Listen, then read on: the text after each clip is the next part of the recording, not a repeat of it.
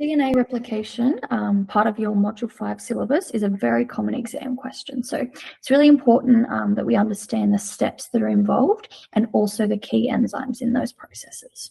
So step 1, DNA replication, we start with our double helix. So we know that's a ladder-like structure that's been wrapped around. So as our first step, the key enzyme is helicase. And what helicase does is it actually unwinds the double helix, and it also is important for breaking the hydrogen bonds.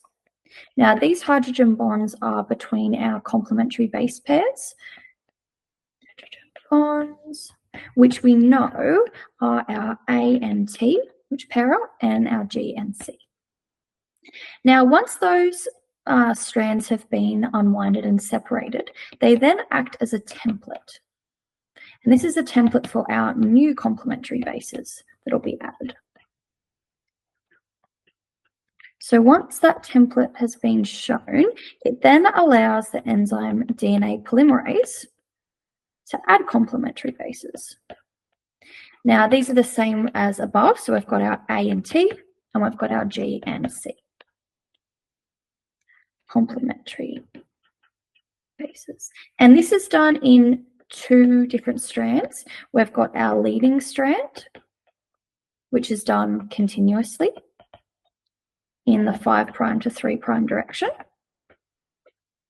And we also have our lagging strand. Now, the lagging strand can't be done continuously because it's running in a different direction. So it has to be done in chunks or fragments to allow for that same 5' to 3' direction. So once those bases have been added, we then have our final enzyme called ligase, which seals the fragments